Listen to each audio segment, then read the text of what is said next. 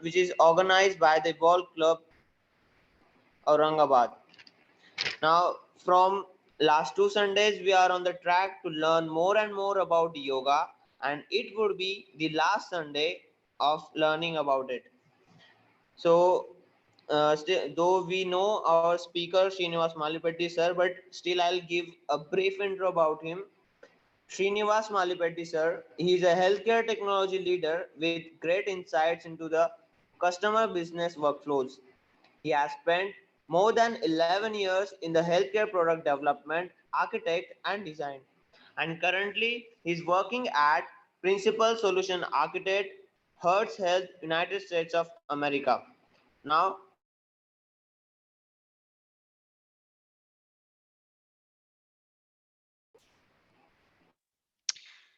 Thank you, Muniraj. Thank you all for taking time to join. So this will be our final session. So we're going to finish a series of maximize your potential through yoga. So we looked at body and mind. Then we're going to look at from a soul's perspective. So as we started our sessions on the first day or first week, we look at the definition of a potential.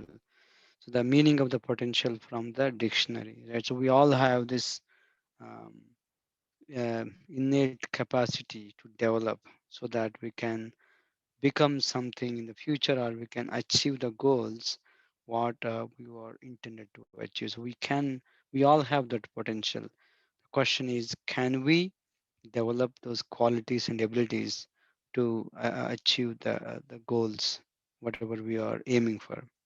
So the week one summary was taking care of the body. So we all looked at we looked at the in order to maximize our potential. So we need to know who really we are. Without knowing, it's very without knowing we cannot grow. So we looked at we have three bodies. We have the physical body, what we all can see. We have the subtle, which you cannot touch, but you can experience the mind, intelligence, and false ego. And ultimately, we all have consciousness. We all can move around without the soul inside. So we all have those three bodies, and we have to take care of them and nourish them nicely with the appropriate proportions so that we can enhance maximize our skills abilities to achieve the goals ahead of us. So we also looked at understanding the how we work, right? We basically work three way. I mean, whatever we do, there are three modes are in play: mode of goodness, mode of passion, and mode of ignorance. So we looked at how any activity we do, like the aspect of eating, listening to music, or any of those things you do, it has all those three elements into uh, the combination of those three gunas. And we looked at the best one to develop is to be always in mode of goodness. Now we all at that time we also looked at what is the disease and what is the impacts of the disease. So there are two ways one can get disease. One is our interaction with the world, and also something comes from intrinsic from our past lives. So we also looked at various types of disease. There are steps on the way to disease, and then we looked at what yoga has to offer. The yogi's lifestyle should help us to reduce, minimize, develop a lifestyle that could avoid or totally disease free. So that's it is important to take care of the body. If you don't take care of the body, then what happens that we have to take care of it. So that means that we will be in hospitals. Then when we get disease, then we won't be able to do the activities we normally do. So it's very important that we should spend time taking care of our body. So then, as we looked at it, we looked at we have these three bodies, and in order to maximize our potential, so you need to understand, we need to tap into the potential we have on all these three aspects. So the gross body we looked at, we are going to look at the subtle and the physical body. The last week we looked at. So what did we look at last week was that look at it. We looked at the mind. Are we mindful, or our mind is full of things? So it is very important as the students. That doesn't matter whichever area of your life is. It is important for us to be mindful, conscious about the activities we do. Without being mindful, then what happens is that we wander around, we waste time, and eventually we won't be able to achieve the goals we have. We won't be able to harness the potential that is available in each of us. The quick takeaways is that there's a connection between mindfulness and meditation. To improve the mindfulness in our activities, we can use meditation as a tool. And then we looked at when you do meditation, what exactly you're using? You're using mind as a. Then we looked at what is mind, functioning of the mind. Mind has these three functions: thinking, feeling, willing, and they have to. And then we also looked at this whole top down bottom up approach, right? You have senses, then we have subtle body, your brain, then your mind, then there are four areas of the mind. Basically the one which basically stores the information, chitta, ahankara, and the reasoning portion. Then there is one which basically makes a decision, the intelligence or buddhi. Then these all have brain as basically gathers the information from all the senses and it feeds back to the mind. The various parts of the mind, some stores the impressions and collects as retrieves the impressions from the past, and then try to make a decision to do certain activity or not. The stimuli always comes to us. The question is what action we have to take. That's we looked at. Again, at the end, we said the best thing to take control of the mind is do some meditation. Okay. So we also reviewed this framework that stimuli to action. The stimuli always will be there. Now the question is when we have the stimuli, so the stimulus comes to us. Now we have to respond by doing an action. Now question we need to ask, how are we performing this action? Is action based on the good habits or bad habits? Sometimes mind thinks that it doesn't have any choices, but mind does have the choices to change our habits, pick the right one. Then we need to ask the question, is our actions or habits based on proper values and proper goals? Or do we even have goals? Do we even have goals based on a proper value system? So we need to look at all of them. Each of you can assess your life and see make a mechanism to how can you respond, how can you develop good habits. Okay. So then we looked at this yogi's lifestyle. So I'm not going to go through, but these are the good for anybody to improve your lifestyle so that you could become a better student or better whatever the area you are in. So try to imbibe some of these qualities so that you can make your life better. So that today we are going to look at from a soul's point of view.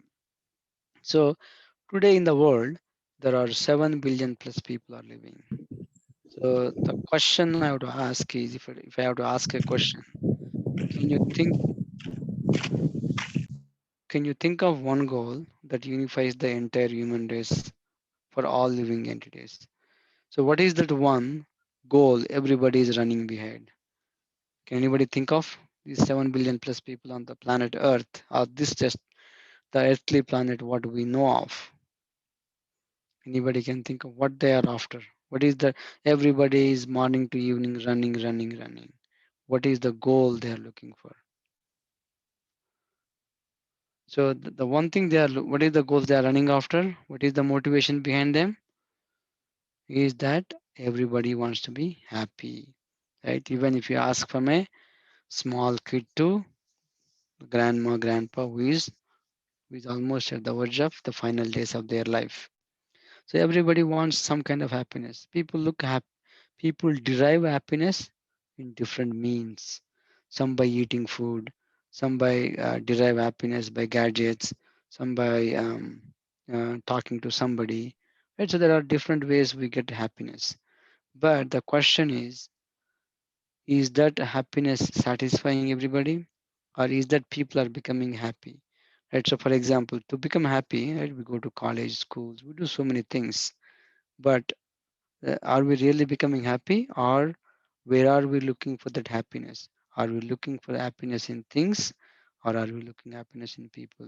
In the age of internet, in the age of smartphones and the social media, we look at for this happiness all over the place, and we forgot to look where we are supposed to look. Okay, so that's what we are looking for all over the place. That happiness, what we are looking for. So now, if you are really, are we, the question is, even though we are such a advanced, are we really happy? Right? If you're happy, these things should not be going up and up. Right? Now, if we really assess our society, these things are going up and up. Now, if you look at the happiness curve, between there's two kinds of happiness: material happiness and spiritual happiness.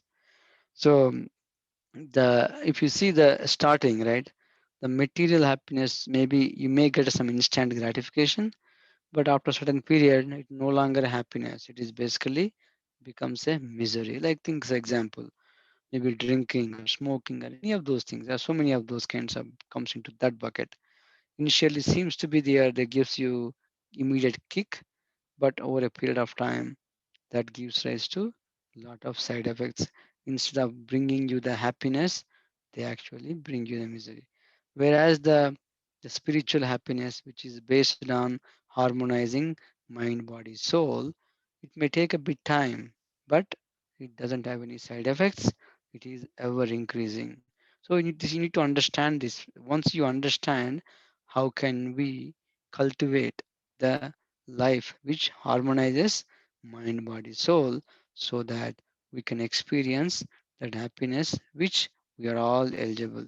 The question you ask is why you want to be happiness, right? So if you really look at this particular diagram, right? So what is the comparison against productivity and our happy, being happy at work? So if you're happy, you'll be more productive. If you are not happy, your productivity goes down. Same thing in your life, whatever the work you are doing, I mean, whatever the studies or whatever you are doing, if we are not happy, then we won't be able to be productive. Okay.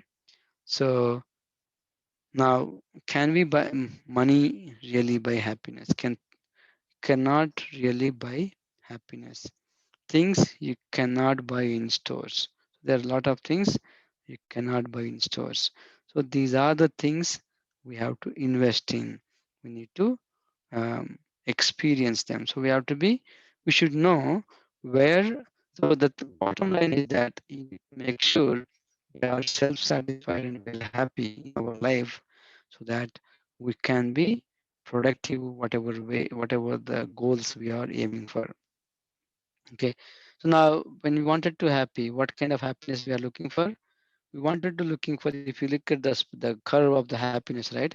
We always wanted that happiness to be going up and up. You don't want it to be permanent. You don't want to just want to have happiness for a minute and again misery starts. No, you wanted that happiness to permanent and ever increasing, and you wanted to share with others, and you wanted to be always wanted to with a variety, right? That's kind of happiness we are all looking for.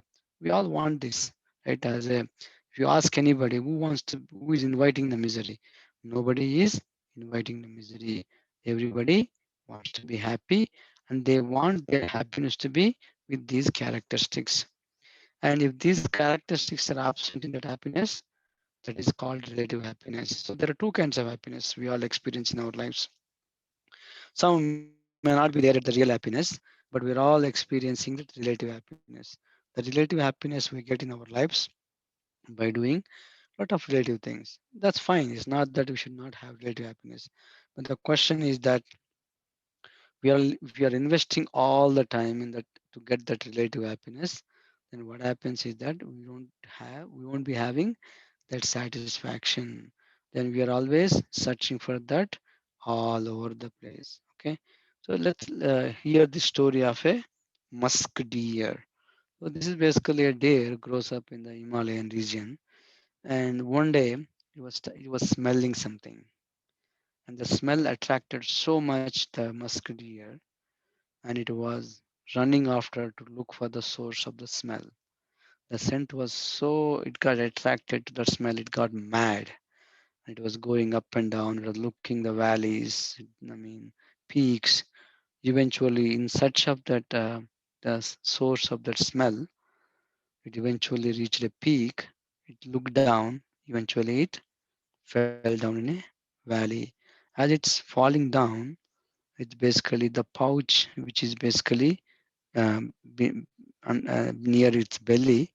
It is basically, that's where the smell was coming. Now, if you look at the happiness, what it was, the smell it was looking for, it was with the deer itself, but it forgot and it was conditioned. It was looking all over the place. Similarly, in our lives, and the happiness, the satisfaction, what we want, it is with each of us, but we forgot and we become conditioned, and then we create so many identities and we are looking for that happiness all over the place.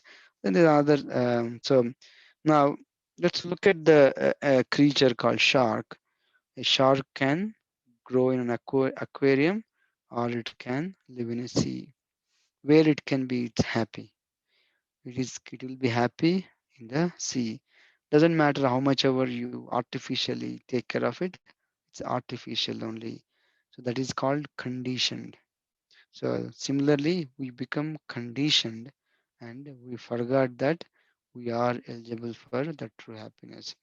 We forgot that there is a harmony can be created between mind, body, soul, and we can live life with that. But we forgot that, and we are constantly chasing we are chasing for the right thing, but we are chasing in a wrong place.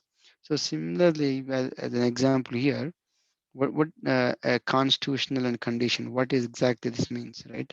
Last time when we met, we looked at this experiment by Ivan Pavlov. So there's a dog, it is salivating for the food. So whenever it's hungry, it is going to go and eat the food. But over the period of time, so he conducted an experiment where he got a bell and he was ringing a bell, and the dog was not doing anything. So now previously, whenever it sees the food, it is salivating. Now what he has done was, whenever he used to show the food, he started ringing the bell. Now with that, the action of the ringing the bell, after a period of time, it forgot that it has to salivate for the food. It only saying it is as soon as the bell is ring, bell was whenever he was ringing the bell, the dog thinking that the food was there and it was started salivating. So that means it's a conditioned response. So what exactly means to be conditioned? Means to mentally associate the satisfaction of a desire with a stimulus that cannot satisfy that desire. Same thing in our life. We wanted to be happy, but the happiness what we are looking all over the place in various identities, and we forgot that happiness, to become that to eligible for that happiness, or to become uh, to be in that state, it is possible for all of us, but we become conditioned and we forget our where we can actually get that real happiness. Okay, now that begs the question, if I ask you this question of who are you, right? Each of you can give me, I mean, you can give you, I mean, I can, you can say, you will, some of you might say your name, some of you say I'm a student so and so, your village, your city, I mean, you can give various kinds of identities. Now this is again, those identities are our conditioned identities. Now in those identities, what are we looking for? We are looking for that happiness, but that we may get some temporary happiness, because those are all relative identities.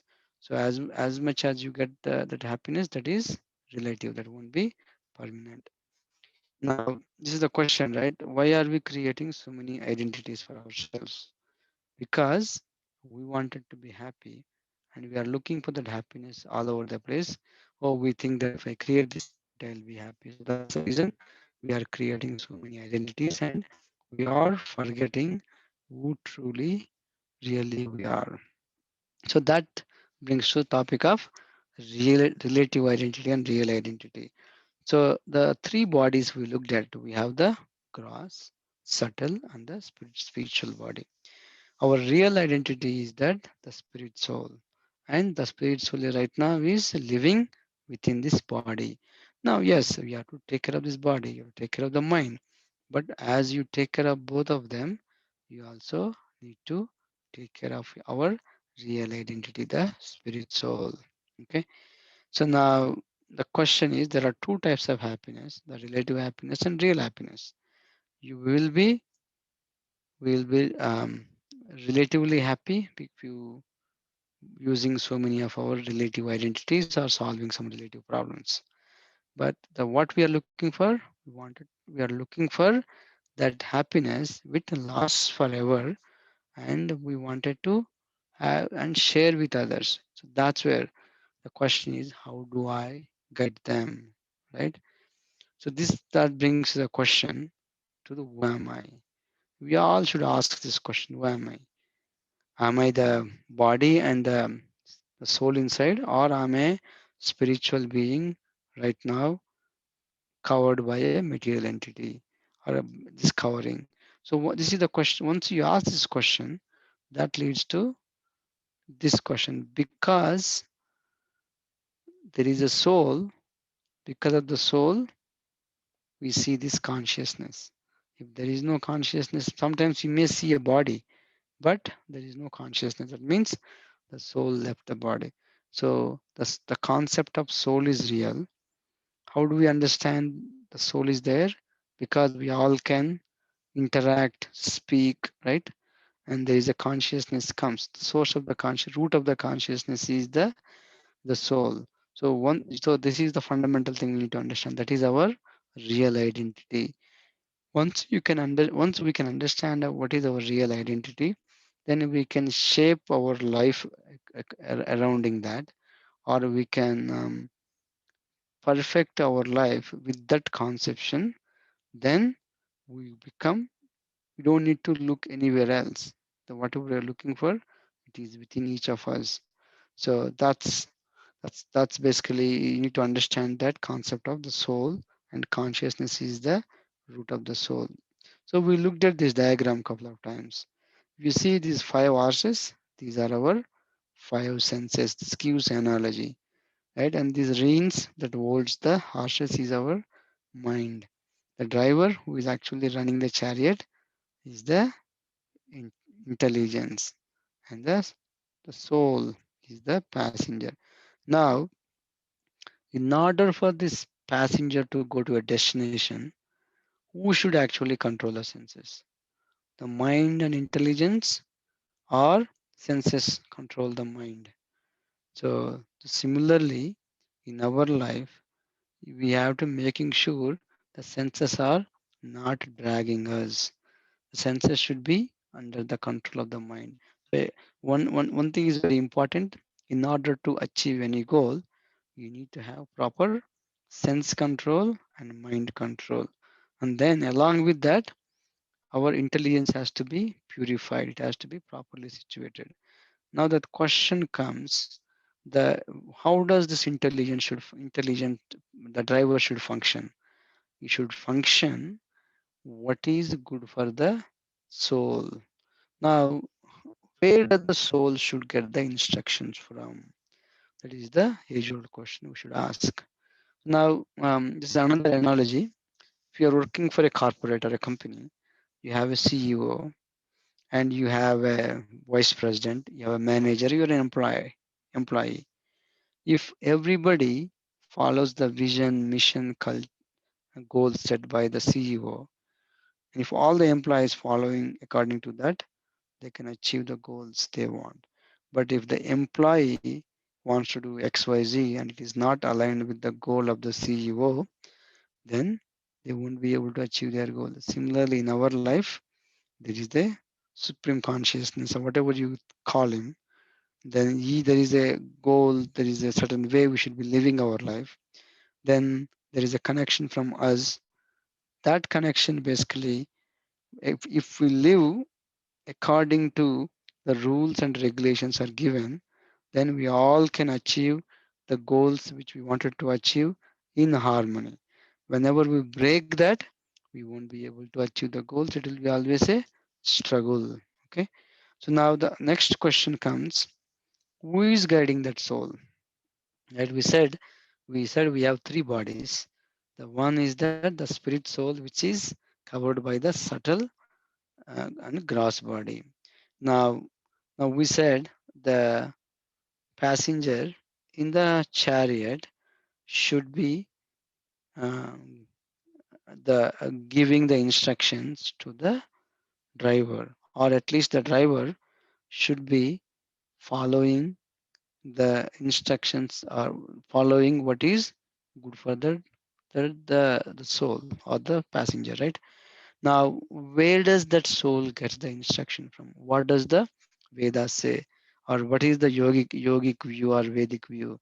The Vedic view that each and every living entity, there is somebody within guiding.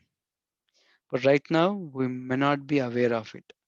But whether we accept it or not, that is the truth. There is a somebody within that supreme consciousness is is basically helping us, is guiding, is helping us in every step of our life.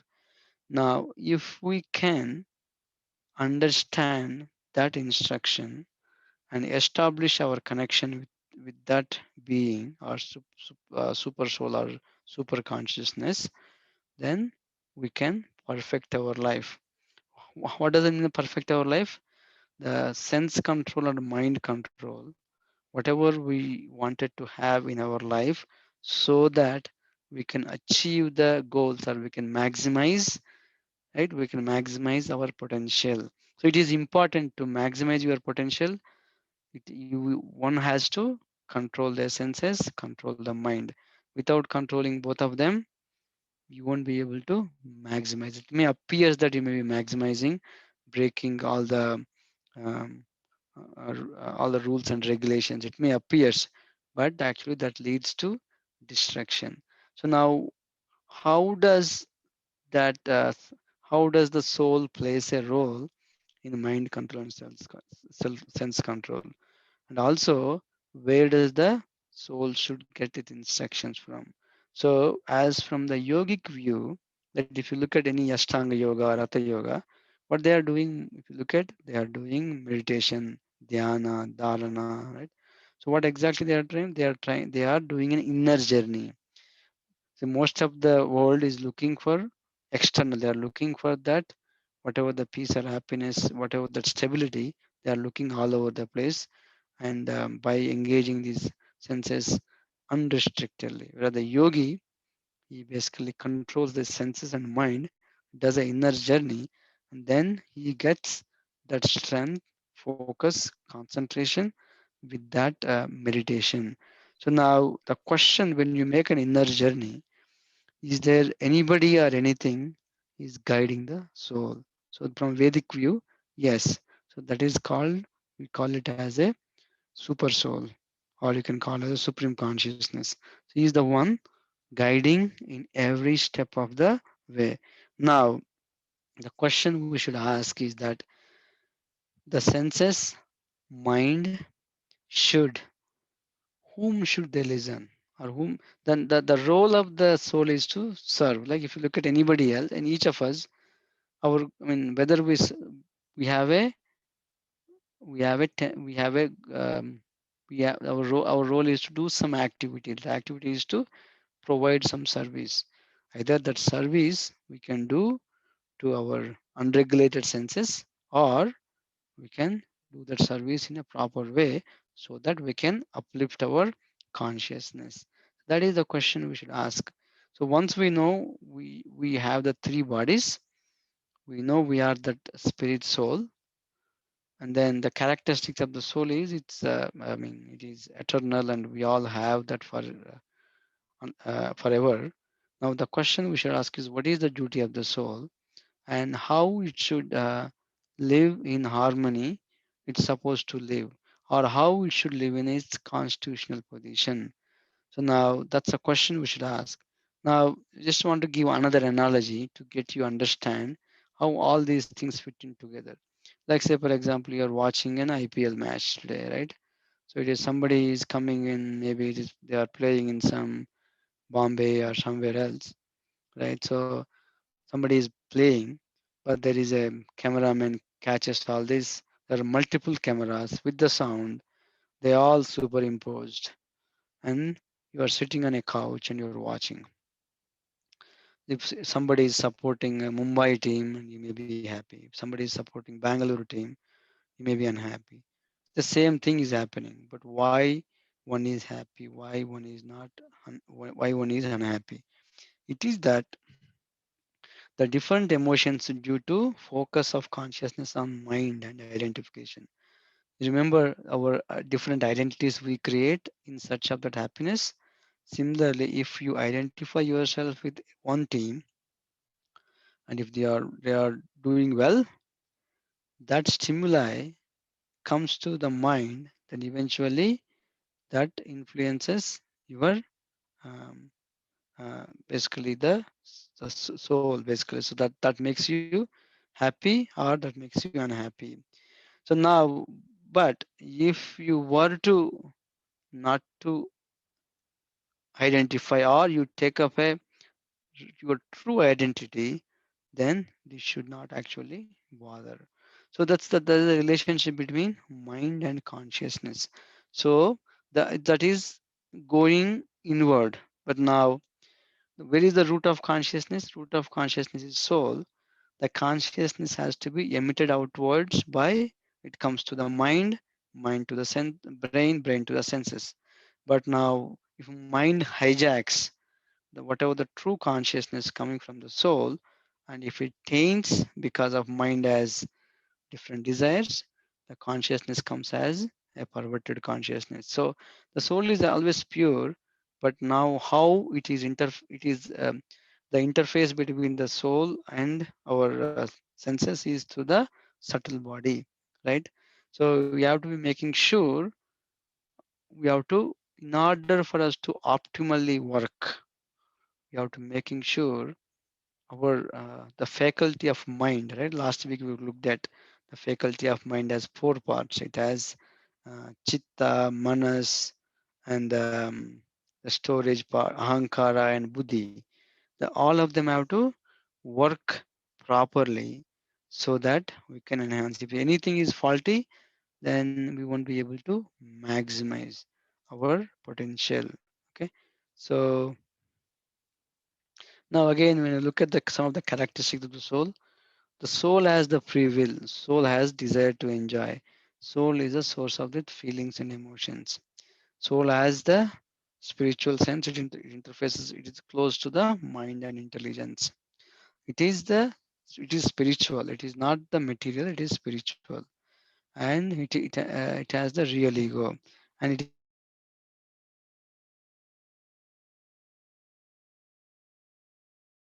aware. Awareness. Okay. Now this one is very important for you to understand sorry, the flow of consciousness. So from outside to inside, inside to outside. So now if you look at the current world, what's happening? Everybody is trying to capture our senses. The TV, the ads, right? What happening? Now they are trying to inject incessant desires into us. So with that what happens? The mind intelligence get dragged by dragged by these senses, and they'll influence the soul. So the what does Gita say this for this outside to inside? A person a person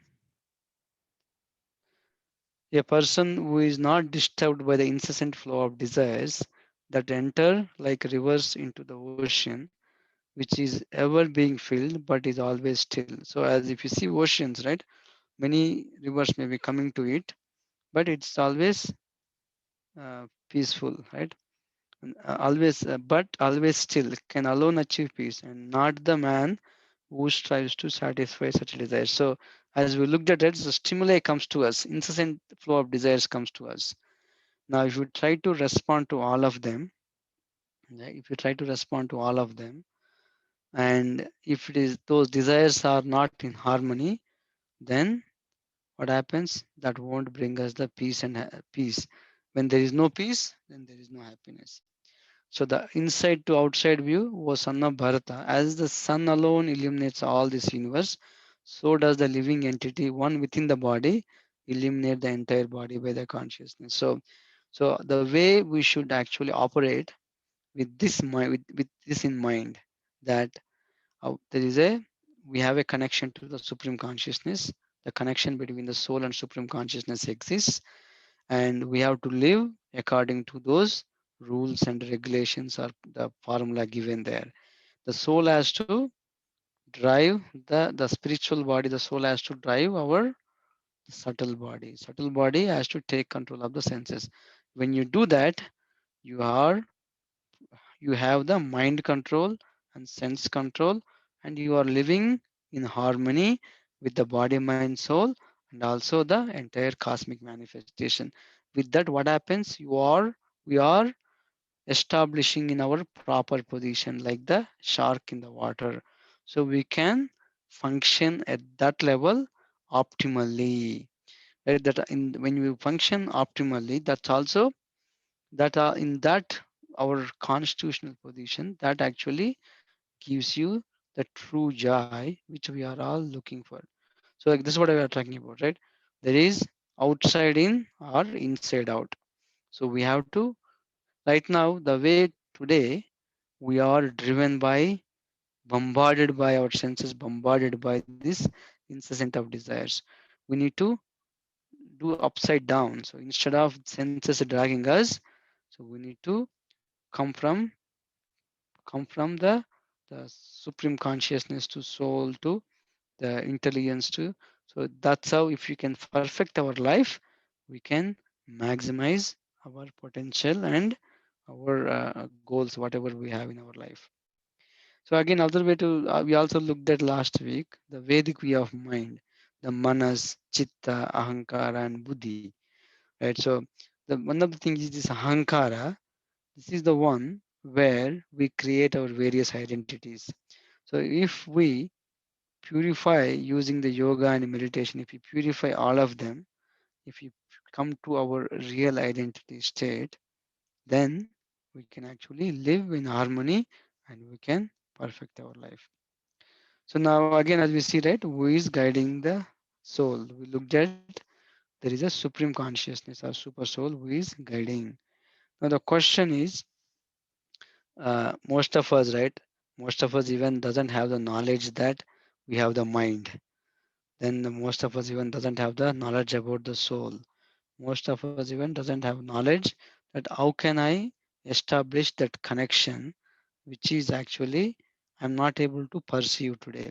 So the process of yogic lifestyle, if you look at any yogis, right, either they're following bhakti yoga or ashtanga yoga, the practices are given to help them understand all these three different bodies. Along with that, these yogic practices help them establish that connection with that supreme consciousness. It is not only in yoga. If you look at other religions as well, if you look at Christianity or even Islam, right? Christianity, if you look at the life of Mother Teresa, she used to chant on the rosary beads. So she's always used to pray and establish that connection that was kind of lost. Similarly, like I was come across one of the friend here in Seattle, and he was from Iraq, and he was basically telling how they chant 99 names of Allah on the beads. So this notion of this chanting is not only in yoga, but it is there in all the religions to the extent that it helps them to establish that connection which we have with that supreme being. So that leads to this called mantra yoga.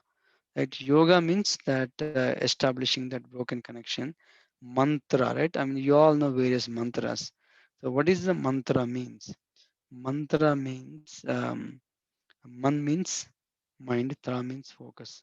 So mantra yoga helps us to helps you to do the meditation. So meditation means focus, concentration, or connect. One is that Yes, it helps you to bring you the focus. Why? Again, because when you do meditation, you are gaining the control, you are having sense control and mind control. You are basically controlling the wandering mind. When you control the wandering mind, then you can actually focus. You can bring that concentration. When you can observe for yourself. When you are focused and studying something with utmost concentration, you don't need a lot of time. But when you're constantly being disturbed and bombarded, doesn't matter how many hours or how many days you sit in front of a subject, you can't even make progress at all, right? So similarly, the aspect of meditation brings you many benefits. Side effects, simple benefits could be focus and concentration. But the ultimate benefit is it helps you to establish that connection with the supreme consciousness or the super soul, whatever you call.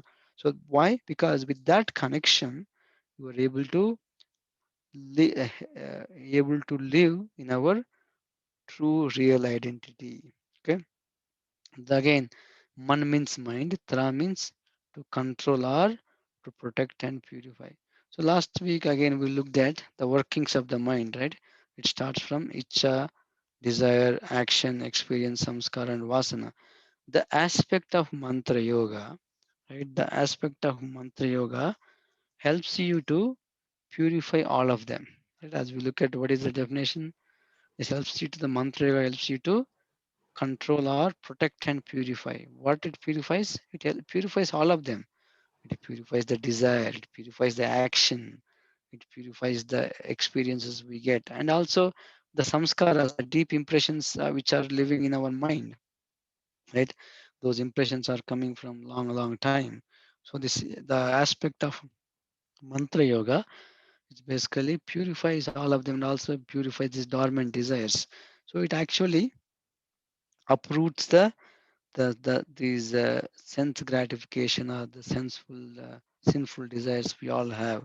So mind yoga plays a vital role in overall well-being of our sense control, mind control, but beyond that, right? So yes, I mean you get immediate benefits definitely, right? If you just try for yourself, practice for a couple of weeks and do some small meditation every day and see, you can see by yourself whether you are able to focus better, you are able to um, see your results. Not only that, in the long run it basically helps you to have proper desires and helps you to have the actions which are not causing damage to you or so your society or to the near to entire this cosmic manifestation. Similarly, it removes all these samskaras, vasanas, which are imprinted in our long-term memory, as well as the dormant desire. So, the meditation plays a vital role in overall well-being. Again, right? This is what it comes to. It comes to basically controlling the senses, mind control. When these two things are done properly, and if this intelligence is properly purified, then the soul can, whatever the desire soul has, they can achieve. But if these senses are not controlled, the mind is not under control, whatever the desire soul may have, it won't be able to achieve. Similarly, in order to maximize your potential, the sense control, mind control plays a vital role. So what is the tool to help you to do the sense control and mind control? Yoga has many tools to offer, right? The meditation, pranayama, and also some body exercise like Surya Namaskar, things like that. And most importantly, the mantra yoga. If you can harmonize, use all these three things, you can actually perfect your life. So the takeaway, right? So we looked at, right? So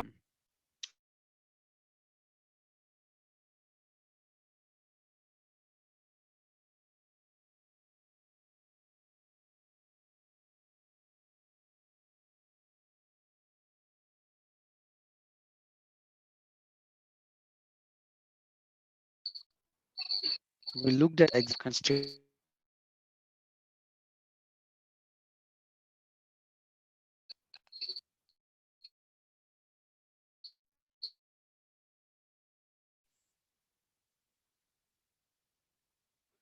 Can you hear me now? Yes, sir. Okay, sorry, there's a reconnection. Okay, so now using this act of meditation, we should be able to purify our consciousness. This is very important.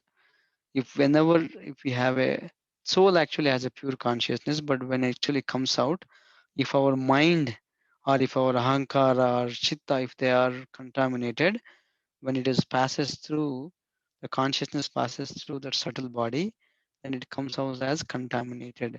So the whole process of mantra yoga, the even the other pranayama and other things help us to purify our mind and senses.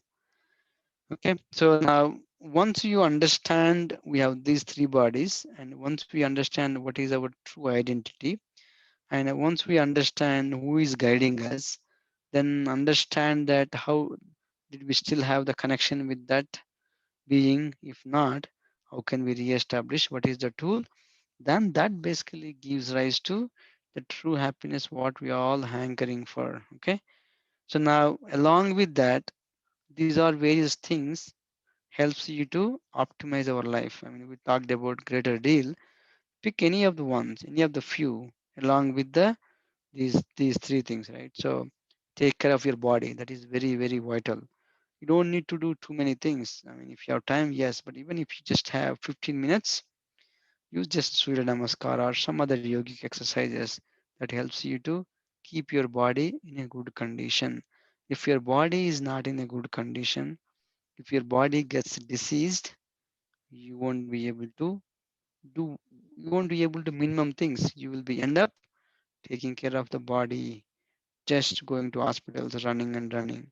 So remember also, why do we get sick? Majority of us get sick based on how we interact with this world. So just make sure take care of your body, take care of your lifestyle by yogic lifestyle, so that we will keep in an optimal condition. The next one is, how do we keep our mind in optimal condition? Mind always wanders, right? Mind always wanders. Senses always drag the mind. But the best way to do is that you can use the pranayama, and you can actually control your mind. But actually, the best way to control the mind and both the senses is using mantra yoga. So mantra yoga is basically like, as we know, mantra, man means mind, tra means deliver or purify or protect. So there are many bona fide mantras. I mean, as I said, it is not only unique to Vedic lifestyle. These mantras are there in different religions too. This helps us to purify the functionings of the mind. What are the functionings of the mind? The desiring, the action, the then samskaras, vasanas, right? And all those things. The act of doing this mantra yoga helps you to purify all of them. So the humble request, you can just do 20 minutes to 30 minutes every day. That could help you to do all those, keep bring that harmony what we are looking, our body, mind and soul.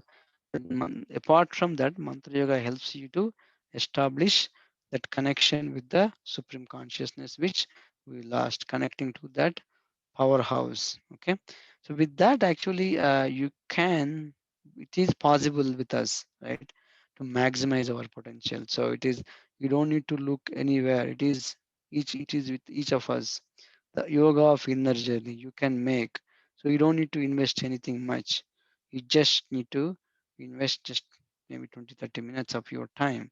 This you can actually try for a month or try for a week at least, and see, is there a change in your life? If yes, then continue. Okay. So with that, I just wanted to quickly cover a few FAQs and so, and then we'll open for the discussion. Okay. We'll finish up in another 10 minutes. So this is one of the question, right? Some don't believe that there is a soul. There is with just this physical body. But Vedic view or Gita view, that we basically, it says that what happens is after death.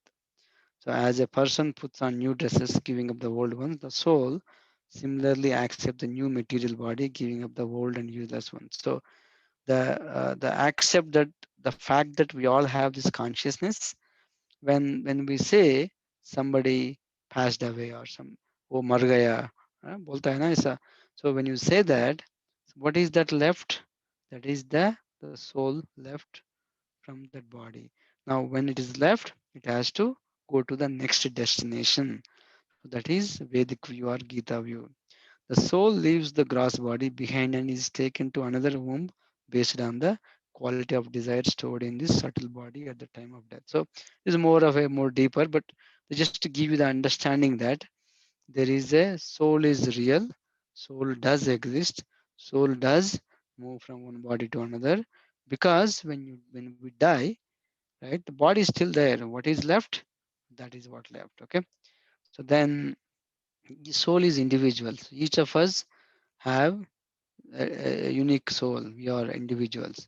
So never was there a time when I did not exist, nor you, nor all these kings, nor in the future shall any of us used to be. So that is basically. And the other question is, does soul have a form? Yes, soul have a form.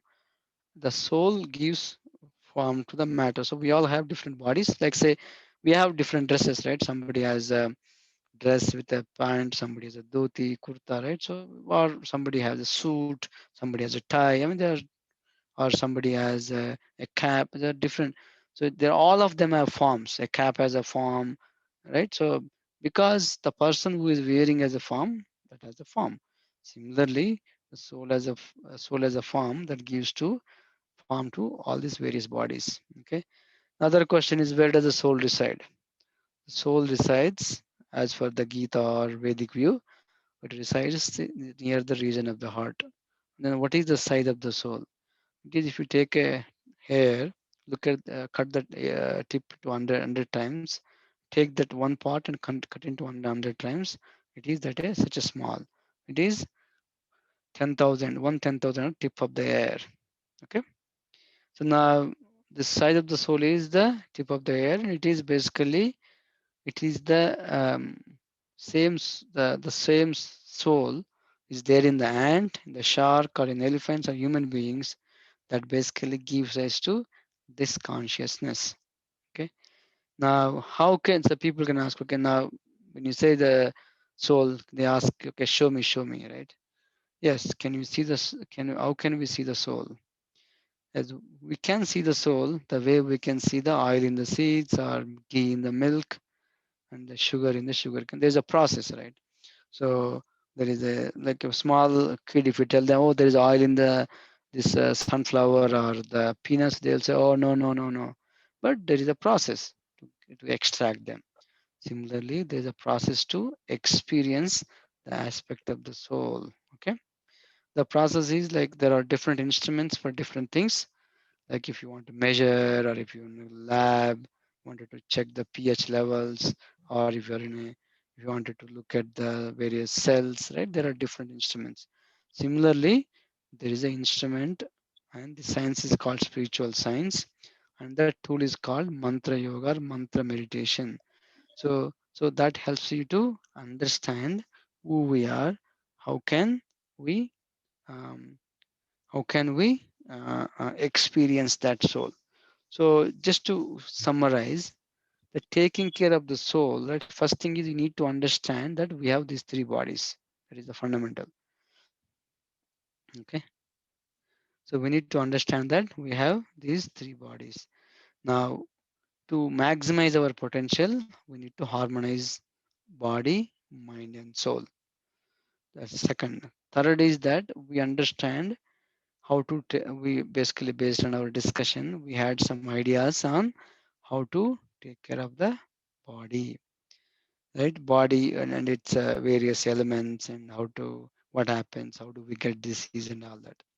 So then third thing we looked at is what is the mind, various aspects of the mind, how to take care of the mind. The mind control and sense control is very important. Whoever has the sense control and mind control, they can maximize their potential. So now the fourth aspect we looked at today is the soul. So like what is the source of consciousness in each of us? Where does that consciousness comes from? So we looked at the soul is the source of that consciousness. As long as there is a soul, we move around, we act. The moment the soul leaves this body, this body becomes a lump of matter, dead body, right? So then when we say harmony, that means our actions should be according to what is good for the soul. So how do we know what is good for the soul? So there's basically, we also looked at from a Vedic view. There is another being, we can call super soul or supreme consciousness, whatever you want to call, is guiding in every minute, every moment. But right now we are looking away from him. The whole process of mantra yoga or meditation helps to purify your mind and senses. Along with the long benefit is, there's a short-term benefits. Long-term benefit is it establishes that connection which is broken, brings that harmony not only between body and mind, brings the harmony with this entire cosmic manifestation. With that, if we can live our lives, then you all can maximize your potential. Along with that, you can really achieve that true happiness we all can experience. Okay, with that we'll stop. I think you have some time for questions today. Any more time for discussion and questions? So please unmute if you wanted to turn on your cameras. Please do that and we can discuss.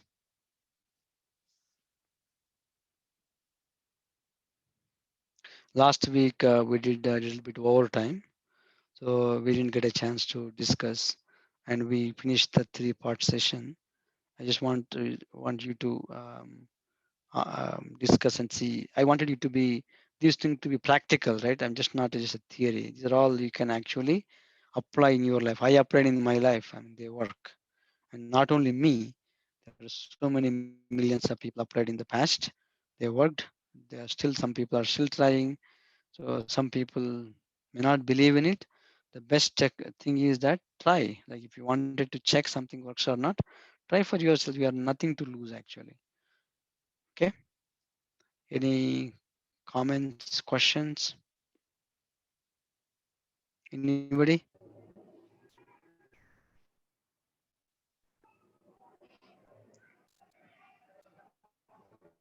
Hello? Shilpak, you were talking? Yeah, you had a question?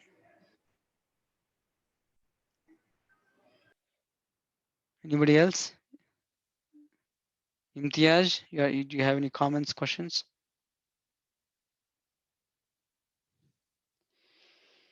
Okay. Um, I think we can stop here. Muniraj, you can take over.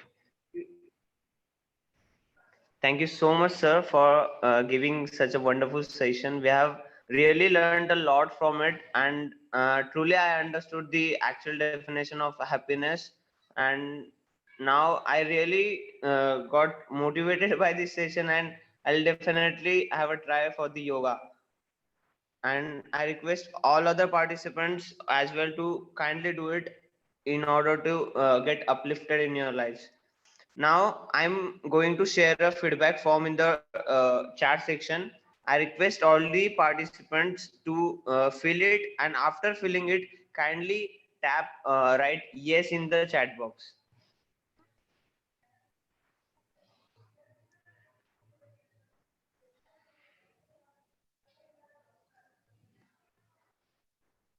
And if anyone have any question, they may ask to sir.